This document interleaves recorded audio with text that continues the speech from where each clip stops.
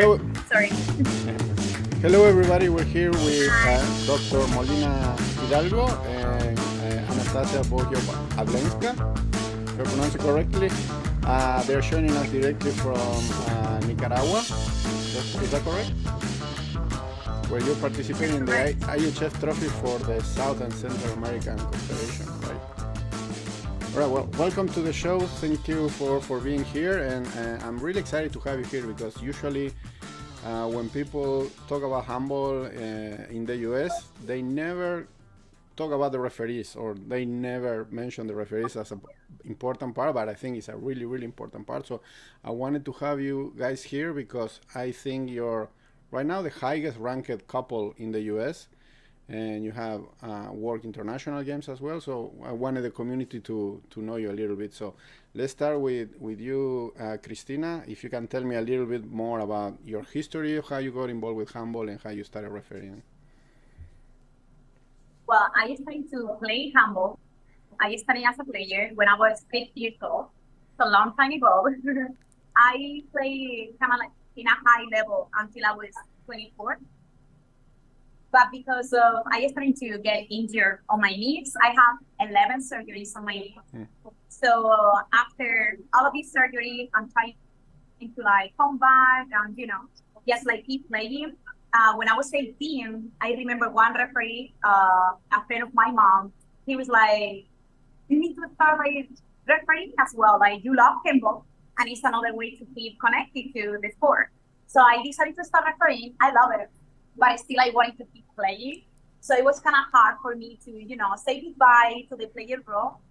But I think when I was like around like 24, when I decided, okay, I'm gonna just focus on refereeing, and yeah, like I started to work with a few couples in Spain.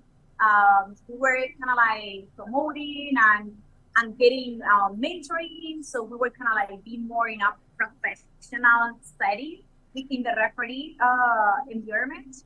And then what happened is I switched my life. I went to the US. I came to the US. And like I needed to keep like be connected to handball. So yeah, I started to referee here in handball. And then we met. All right. But before we get to that, Anastasia, if you can tell us your story of how you got involved with handball and how you started refereeing as well. Yeah, so I was playing handball from my childhood also. It's from the second grade. I was 8 years old. And then it's a similar story pretty much because as everybody know, the helper handball, it's not like, sometimes the players can be injured, and it's happened very often. That is why I got an injury on my knee. I had 2 surgeries, and at 19 years old, I was starting refereeing. Yeah. And then little by little, we started getting better. I was refereeing the beach handball also. So, but after my like serious circumstances, we moved to US, and then it was a big opportunity to find a couple, and we just continue our journey in Europe. All right. So tell us a little bit about that story. How did you find each other, and how did you decide to start refereeing together? So we met each other in national championship in 2022. We didn't know each other before.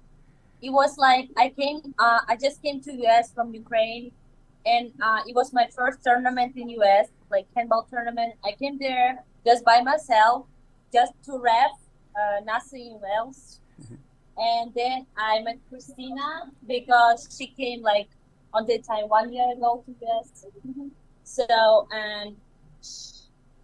and then it was a good opportunity to be together. So it was a funny story because so we didn't know each other.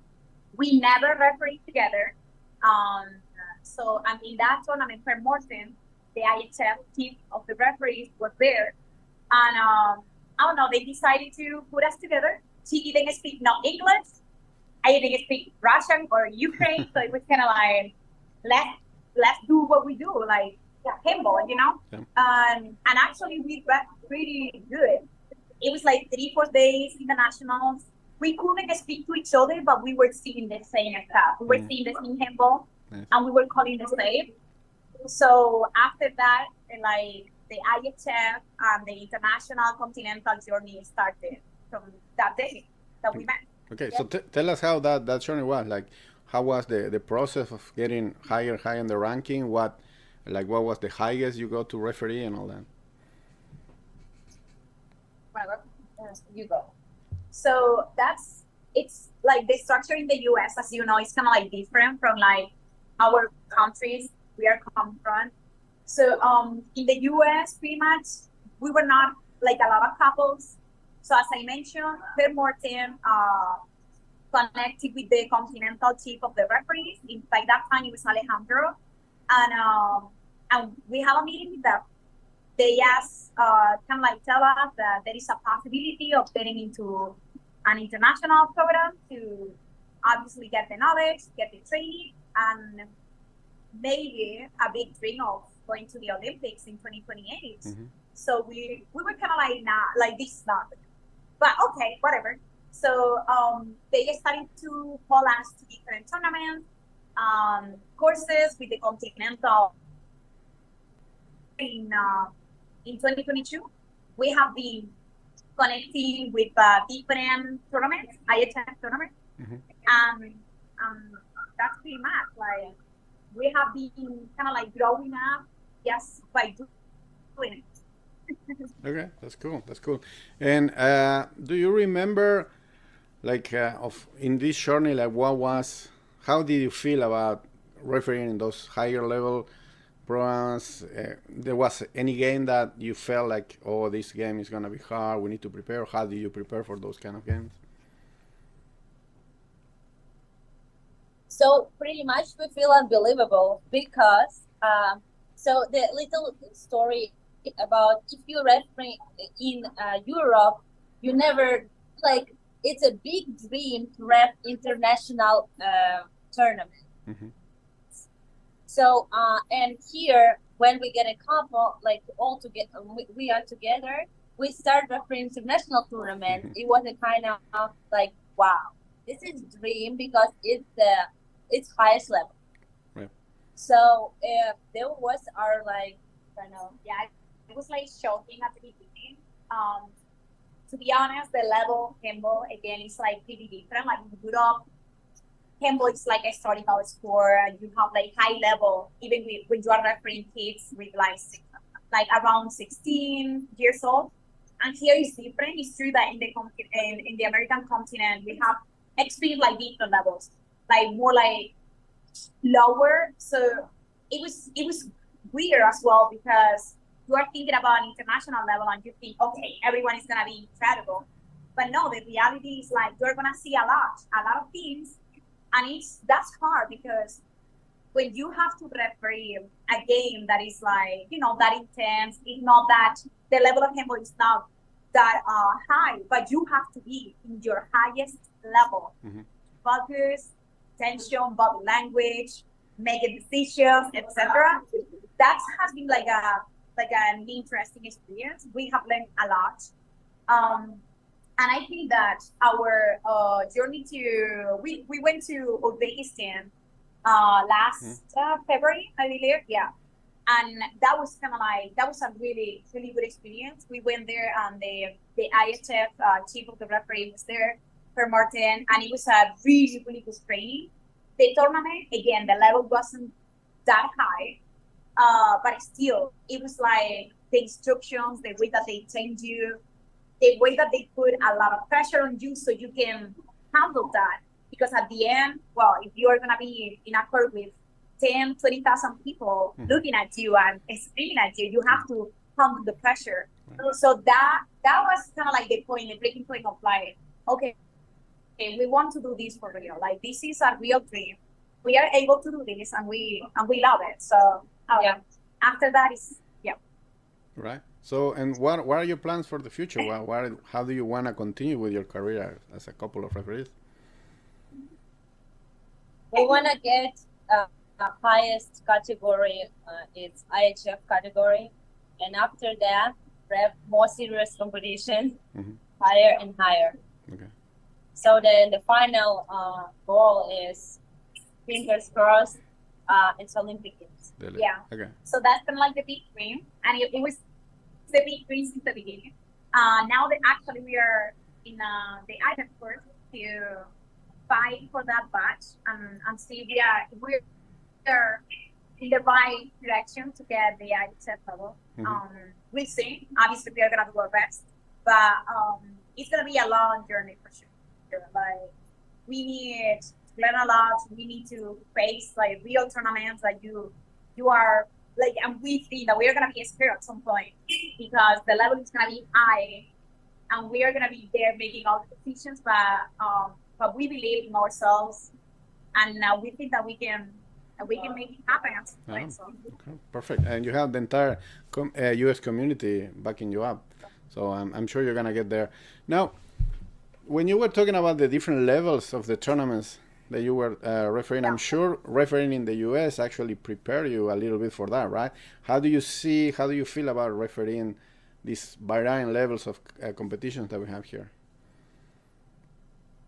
So it's tough because right now the IHF trophies that we are attending, they are more youth.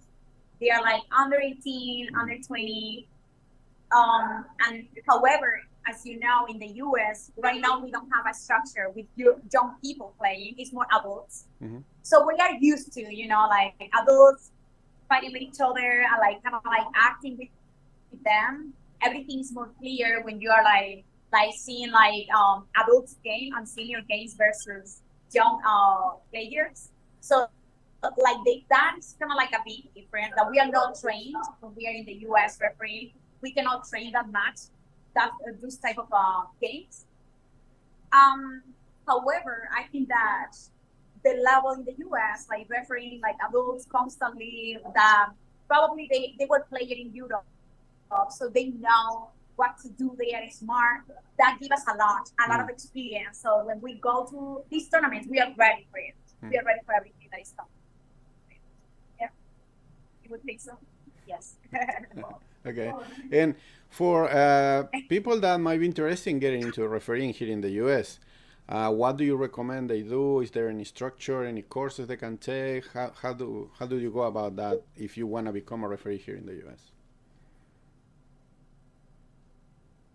What people who think they want to referee, what they have to do? Well, right now I feel like the structure is still muddy. Like as you know, the new CEO is coming in. And they are trying to create a new structure within the referee committee because, to be honest, it wasn't clear for us. Okay. Like, we are lucky because we were referees before, so we have the path. For new referees, I would say contact us, contact anyone that they are seeing like in handball, so we can kind of like connect each other and get once like these committees more like solid. We can start doing, probably they're going to start doing courses. They're going to start doing more stuff so they can get involved. But I would say that, so when you are doing like something new, obviously it's scary because it's like, oh, it's new, people don't like it yet. But at the same time, it's the best. I'm a researcher, I'm a neuroscientist. So finding a gap for us, we can fulfill that. We can work on that. So what I would say in the US is a lot of females, a lot of males, they cannot keep playing basketball because everyone is doing that.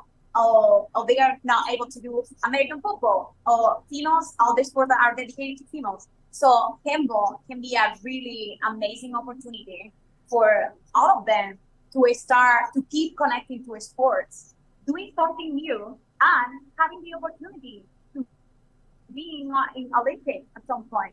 So yeah, like coming back to your question, I'm sorry, it would be try to connect with anyone that is in handball. And once the structure is clear, we will try to like give more resources to people. Like, okay, we just have to go to this email and then they are gonna give you the course. But right now, I feel that it would be more like just try to connect to people and then we are gonna make it happen. Okay. Yeah, yeah. I was actually gonna ask you if you have any message for young girls that would like to follow in your steps and become referees. So I think I'm gonna just tell them just get in contact with Cristina.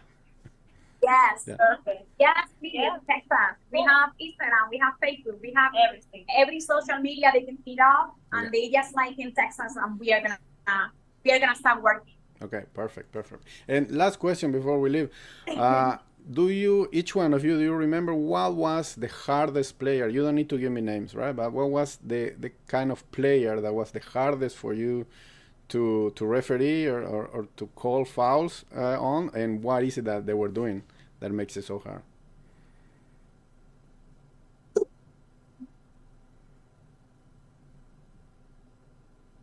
You say your experience. So I will tell they we had tournament in Uzbekistan, right? And how Cristina mentioned before that it was a very hard, like a very good experience for us, but it was kind of hard because a lot of